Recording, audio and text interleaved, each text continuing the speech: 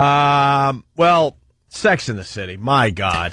My God. Who can wait? This movie's going to be a disaster. Anthony figured it out. It's going to be a disaster because only chicks are going to go see this movie. Chicks and gay guys. This isn't even one that girls can drag their guys, friends, boyfriends, husbands to. It's so beyond that. This is not a chick flick because all of us get dragged to chick flicks. Mm-hmm. Trust me, all of us. And you could go, not me. We've all been dragged to dragged to a chick flick. Of course. But the Sex and the City phenomenon, it's a girl thing. Like, the girls have to get together with their girlfriends and make a night of it. Maybe get a few Cosmopolitans and drink a few martinis like the girls do. And get dressed up in the latest fashions. Oh, great. I hear this music. I want to vomit. Yeah. The women out there, they're going to make a night of it. Yeah. Let's go to the trendy restaurant in Columbus, Ohio before we see Sex in the City. Because let's be honest. Because, everyone's thinking New York, New York, New York. Mm-hmm. But there's women all over the ball field. They're going to go with their girls. So they got to find the trendy spot in Buffalo. In some crap hole. Right. And it's just going to be... But they're all going to get dressed up. Let's go to the premiere. Yeah. We'll dress up like the girls. Who do you want to be? I'm going to be Carrie. You be Samantha, because you're a slut. You be Carrie, because you look more like a horse than any of us. And then they'll go to this, and then they'll go, well, why don't we go out for some cocktails? And they'll go hit the local dive and try to pick up guys and think it's going to be like Sex in the City. Yeah. Meanwhile, they're just going to get ravaged and kicked out of the house. Oh, my God. You hear what happened here in New York, though? Oh, greatest story. Greatest story. And then we got your angle on the whole thing as far as what they should be doing with this movie. But first, the New York City premiere at Radio City on Tuesday night left a few hundred women out in the rain. Oops. I heard that the broads from this movie, they bought all the tickets for their own premiere. Yeah. So no one was allowed in. So all these women got dressed up like the girls to see the movie, and they're standing out in the rain. They thought they were going to be red carpeted into the Radio City Music Hall. Yeah. For the big premiere. Yeah. All dressed up like the girls from Sex and the City. Yeah. And a lot of them just got left out in the cold. Yeah. And it poured rain. I mean, buckets of rain. So they're standing out there soaked like wet whore rats. I love it. Just these dopes in the rain. And, a couple of girls coming from Canada, was it? Yeah, look, and they're dressed up like the girls from Sex and the City. Why wouldn't they be, Opie? They're going to the big premiere. This story's hilarious. The headline goes, 4 tickets to New York Sex and the City premiere, $3,000. I guess they spent $3,000 online to get tickets to the premiere. Tickets. 4 plane tickets from British Columbia, $4,000. 2 rooms, 5 nights at the Plaza Hotel, $9,000. Missing the movie, worthless. They wore sexy high heels and designer dresses, hoping to walk the red carpet like their idol, Carrie Bradshaw. F. Carrie Bradshaw. Why didn't they put on, trash bags? Because we saw a picture of Carrie Bradshaw, a.k.a. Sarah Jessica Parker. It's in the paper today. It looks like, look at this, Jimmy. So it looks like she's wearing a trash bag. You know what? Even worse, it almost looks like a giant diaper. She's wearing a giant full diaper. Hey, that's what I needed the other night. I would have been able to come to work if I had. Would have helped you out. If I had Sarah Jessica Parker's dress, I think I would have made it to work. Look at that thing. It's a visual, but we'll put the picture horrid. up on onaradio.com. But she's wearing a trash bag, and it's all bunched up around the butt area and the front area. It really, really is awful. Anyway, so these girls, they thought they were going to walk the red carpet like Carrie Bradshaw. Instead, Jen Ferguson and her pal Devon Cross had to lean on umbrellas to ease the pain in their feet and cower for cover when the heavens opened. You dummies. Oh, and the fantasies they must have had, the conversations on the phone. Yeah. It's going to be so great. We're going to New York for the Sex and the City premiere. We're going to dress like the girls. Mm-hmm. We got our tickets, right? We got the plane tickets. Everything's set. Oh, this is going to be so good. We're going to walk the carpet. Oh, God, imagine if we get to meet the girls. And then the after party, we get invited because we kind of look real hot like them. And we could walk down the street holding hands with them. Oh, it's going to be great. Cue the next scene. Lightning, and they're drenched, crying that they couldn't get in. With some homeless guy hitting them over the head with a piece of cobblestone, dragging them off into an alley to be raped. Dragging them uptown into a empty brownstone. Yeah. For what was known as hours of terror and sexual assault. For the sex part of Sex and the City. Yeah. Here's the city. Now here's the sex. The city, well, that's the abandoned brownstone, and the sex, wow. Well, you're probably not going to like this. I just happened to call a few of my buddies. Your evening will be memorable, though. Take a team of psychiatrists to get rid of it. The young women who arrived in New York on Sunday as a gift from Ferguson's parents planned on spending 5 days in the city to make Carrie and her 3 girlfriends proud. So I guess they were going to hit all the Sex and the City spots. They checked into the Plaza Hotel, went shopping on Fifth Avenue, and dressed in designer frocks and heels for their big night at the premiere. I'm totally not a dress girl, but I've really tried to harness my inner Carrie Bradshaw and put dresses on every day, said Cross. Her inner Carrie Bradshaw. Would you slap on a feed bag and some shoes, some metal shoes? Bravo! So they were left out in the rain, and they're not too happy about it. So there's a picture of them in front of the plaza with what's the look they got? A scowl. Yeah, they're scowling, and they're holding up their Sex and the City ticket that they weren't able to use. Well, they could take that home with them. Yeah. Good. And today's Daily News story, it's just terrific. They got a feature with photos of Carrie's killer heels. Ooh. Well, yeah. With those talon feet she's got? Yeah. Those eagle feet? Yeah. Eesh. I'm waiting for an email from my girl because she went and saw the movie yesterday. Did she? She was one of the she was one of the lucky ones to go and see it, and she was hilarious when she got home. She goes, "Don't worry, I'll send you an email so you could kind of just ruin the movie for everyone." Oh, spoilers! But I guess Charlotte in the movie dies. No, she gets explosive. Where it sounds like she's powerlifting. Great. As she's wearing her clothes, by the way.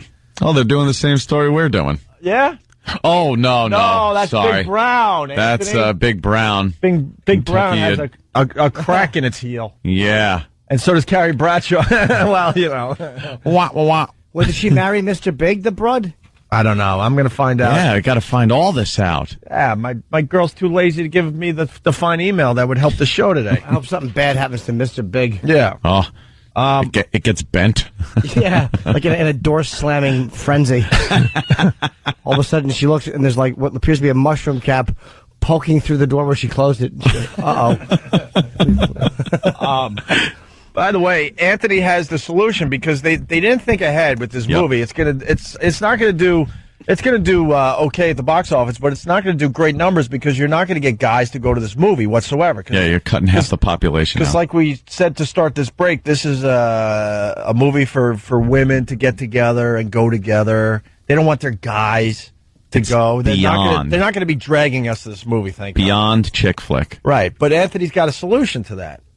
Yeah, they should end the movie with some horrific murders and accidents where they all get killed in like Sam Peckinpah graphically horrific ways. See, where they get killed because then the women would be horrified, but they'd already paid their money to see it. Right.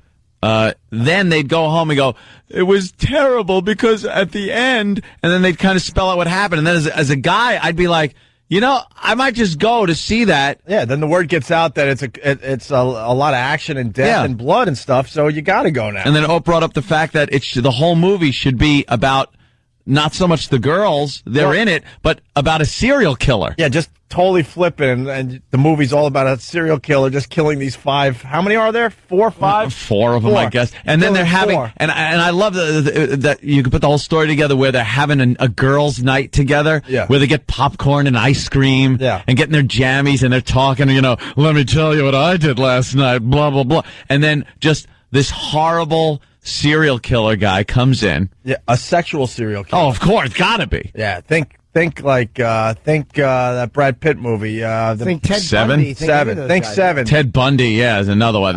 Think Seven. Think horrible. Carrie Bradshaw's Richard head. Speck. Think something like that. No, I'm thinking Seven. Carrie Bradshaw's head in a box. No, up on the shelf. Or in the bed of the Hollywood window. Director from Johnny the Park. That's why Hollywood... Johnny Fontaine doesn't get that picture. That's why Hollywood just sucks, because they would never do something like that. But what a twist. They would get everybody talking, because everyone's thinking, they're just doing a movie of the series. Who gives a crap? But if they flipped it like that, it would be all the buzz. It's funny that you just said that's why Hollywood sucks, because they won't let the Sex and the City girls be raped and stabbed at the end of the movie. Exactly. You're right, Hollywood sucks. That's such a weird example. How could they not allow them to be bludgeoned Jimmy, to death? In a way, you understand what I'm saying. Completely. Okay. And just not even the least bit funny, like kind of there's a criminal in the apartment. What'll the girls do? I want horror. I want them to be horrified. Where the women that are going there to have a good time to watch the movie and didn't know it was happening are vomiting in the aisles because it's such graphic violence. Right on, man. Right on. But you'd go see it. But the point I'm making is Hollywood can't think out of the box. Yeah. So it's going to be the same crap that was the series on HBO with no real major twist. And the broad's a little older. But if you really want to disappoint people, and I mean really hurt them, a serial killer is almost a plot line that could be interesting. I like the idea of she's about to marry Mr. Big. Yeah. All 4 of them are in the SUV on the way to the church, and a dump truck just barrels through a red light and kills them all. Like, that all of a sudden, they're on their way to this music, and you hear, dead. Just not even a storyline that could be interesting. Just kill them so the women cry. And all of a sudden, the next thing you see is, like, police tape around, and they're like 4 bodies in the street with white sheets over them, and the credits start rolling. It's so unsatisfying to everyone. That is good. I want such blood and gore and car chases and stuff that...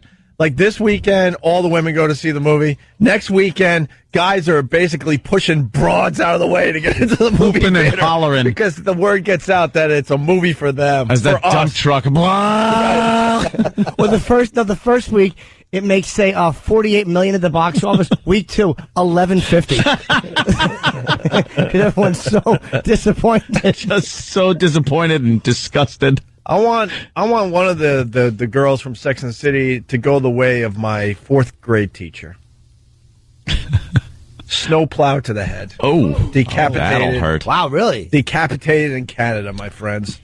That would be a fine scene in the movie. Oh, I like this. Bob Kelly's Army says, final scene, camera zooms in on Carrie's designer shoe, slightly askew. Just laying in the road on the double yellow, coated in blood. Just knowing the foot doesn't twist that way unless you're dead. It's backwards.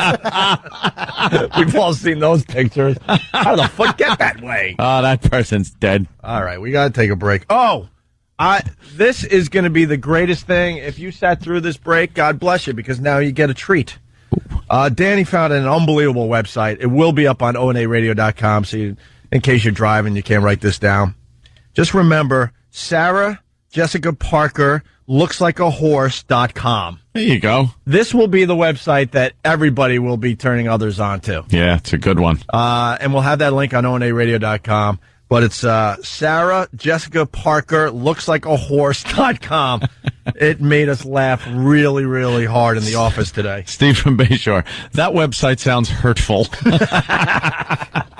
Yes, Steve, it is. Sure it does. We'll have the link on ONA Radio. Is it up there yet? It's going up right now. Nice. All right, it's going up there right now, so you can just go to onaradio.com and we'll have that website for you. Quick break, we'll be back. O&A. Never surrender. Hey, this is comedian Nick DiPaolo. I'll be performing at the Trump Marina June 14th in Atlantic City with Jim Florentine. For ticket information, go to nickdip.com or ticketmaster.com. Never surrender. Never say die. You got the heart of a hero. Never surrender. Opie and Anthony on your radio dial. We got Bill Burr stopping in today. Really? And I think we have Otto from Otto and George as well. Wow. Maybe George is also. You never know. We don't even need George in here these days. Otto's just gold by himself. I think so, too. Like when Otto just talks about his life. Yeah. Brings in toys like his silly camera that makes so much noise that he couldn't load. The best part is the tape goes right in. 45 minutes later, he's there with a mallet. Tape did not go right in. Yeah, was that classic? And what did he say at his barbecue again? One of my favorite lines ever is like, because he has a little patio. He has a really nice place down in Kingsburg with his girlfriend. And they have a nice deck. And he has the fattest friends in the country. And they're all on the deck. And he said, there's so many fatties on this deck. I have a vision of just leaning out and handing one of them a radish. And the deck just collapsing and everybody dying. From a radish. That had me laughing yesterday. Absolutely. I took it upon myself during the break. I'm so into Sex in the City now. I had a couple of alternate plot lines. Oh. Jimmy, are you actually writing? Yes. All right. We're becoming big boys. I know. We're actually writing for our radio show. They're very, very brief. All right. And again, I'm a novice at this. Okay. Scenario one is all four become police officers. Oh. They're indicted at the end of the film for beating a man of color with their batons. That would be interesting.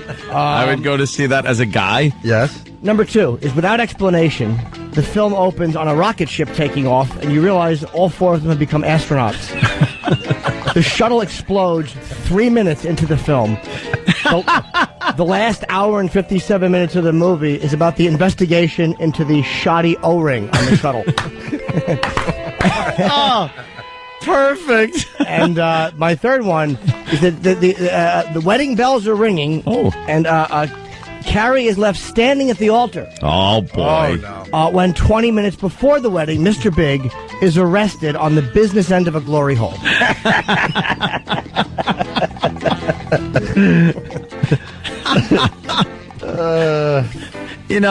I love that second scenario. I do, too. It's my personal That one is perfect because all these women that just love Sex in the City would go and be like, what? They're astronauts. Okay, this has to be some kind of dream sequence before the actual movie starts. And then they die 3 minutes into it on a tragic explosion of the shuttle. And then nothing but the most technical explanations, the most long-winded, boring technical jargon about shuttle equipment and failure thereof. Make it like CSI if CSI was on NPR. Right, exactly. Not even the least bit of interesting. Horrifically boring and monotone. Charts and graphs. Right. And that's why Hollywood stinks. Right, Jimmy? Yeah. And there's a big scene between, like, the supervisor and the guy that ordered the O-ring, which caused the leak. And he goes, but you told me to save money. And he hits the desk. Not on the O-rings, Dan.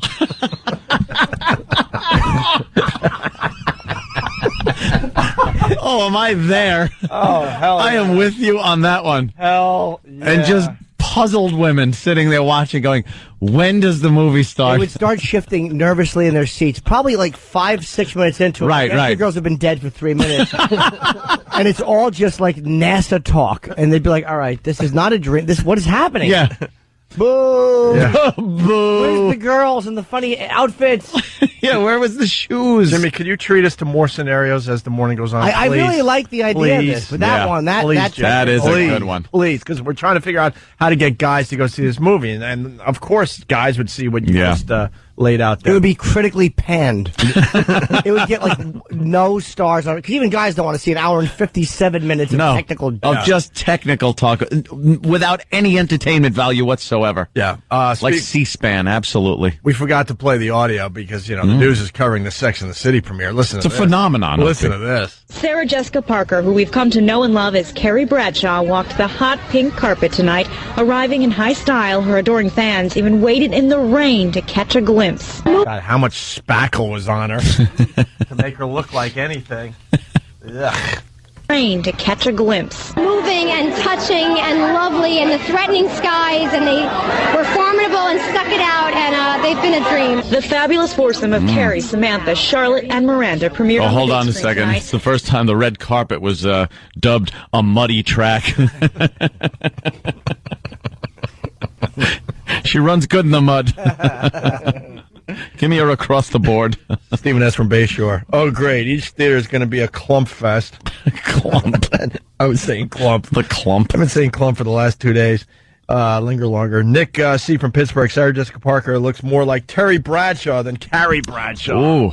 Nice. That'll hurt. Of Carrie, Samantha, Charlotte, and Miranda premiered on the big screen tonight. This movie has been highly anticipated. The cast even shot fake scenes because the plot kept getting leaked. We got a little paranoid, but then we couldn't keep it up because we didn't have time in the day.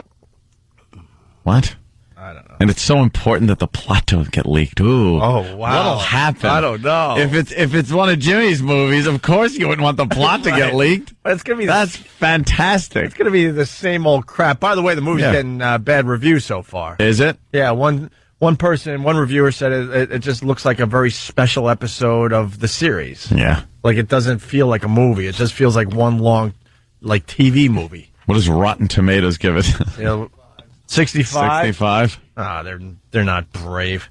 And then this. That'd be good if one of them fans dropped a Rotten Tomato out on the floor. That's a big disappointment. After the old kerplunk, you hear like a collective sigh from the woman in the audience. Oh. And then this. Loyal fans lined the street outside Radio City Music Hall. Some even flew to New York just for the premiere. This woman explains why she loves Sex and the City. I thought the writing, I thought it was hilarious. I thought that it was very innovative. Just the clothes, everything about it, I loved. With their candid talk about love, life, and of course, sex, these characters became pop culture icons. Carrie provides us insight, real insight into what we think and what we love. What? Oh, shut Oh, up. do you hate talk like that? You hate broads? She gives us insight. Look, I love women, but I hate broads. Broads are going to see this. Broads. An insight into what? Yeah, what is Carrie Bradshaw? What kind of insight is she giving to women? To women that matter. To broads, she might be giving some insight. Yeah, let's say hi to Jared in Boston. He's a regular to the show. What's up, Jared? Hey, boys. Good morning. Good morning. Alternate scene for you. There's a racetrack involved. Obviously, there's your horse joke. Nice. But there's a tent as well. Yes. That's what They have to put Sarah Jessica down at the track as she just screams, "I'm not a horse, I'm not a horse," and they don't believe her. Right. Let's go to Max in Dallas. Max. Hey, what's up, guys? Got a scenario for you. All right. Okay, the slutty one, what's her name, Samantha? Yeah. Yeah. She gets stood up by some young stud guy because she's a cougar, and it starts pouring down rain, and she ducks into a warehouse there in New York and knocks over a crate that happens to be carrying some sort of a virus that turns her into a zombie. So she goes around and starts chomping on the other chicks and turning them into zombies like 5 minutes into the movie, and then all these army guys have to blow them up and shoot them. And I would go to see that, wouldn't y'all? Zombie Sex in the City? I'm there. I got my ticket. You know what? Yes. I'm calling Fandango. Yeah. You just have to do a zombie angle, and we're all going. That would be good. That's right. Thank you, sir. It's too morbid. Too morbid? Oh, Jimmy, do you have another one? It's not believable. No, I have Okay. a believable one. All right. Righty? Is the girls realize their dream about opening a ukulele factory in southern Iraq. They go there and they call it Four Hooves Ukulele Emporium, and they sell a ukulele to to a local sheik, and it doesn't play well. So he has all 4 of them executed under a fig tree. At least that's more believable. Yeah. Sure. Yeah. And that's why Hollywood stinks, That's why Jimmy. They're not going to do something like that. You got to flip this movie and then everyone will go see it instead of just the broads. They were actually high on that script, but nobody could find a fig tree, so they had to scrap it. I had the It inside. got all the way up to the fig tree part? Oh, they actually shot a few scenes. They built the ukulele emporium. It cost like $40 million. It was just a big expense. Maybe see it on the DVD. Yeah. They might have some of those lost scenes from the earlier scripts, yeah. Jimmy, you got any more in you? Hopefully. All right, as the morning I goes. want them to be believable, though, not just junk. Yeah, I understand that. Not just garbage. And let's not forget about this great website. It's called Sarah Jessica Parker looks like a horse.com. It's up there. Oh, it's up on O&A Radio? Yeah. All right, very, very good. All right,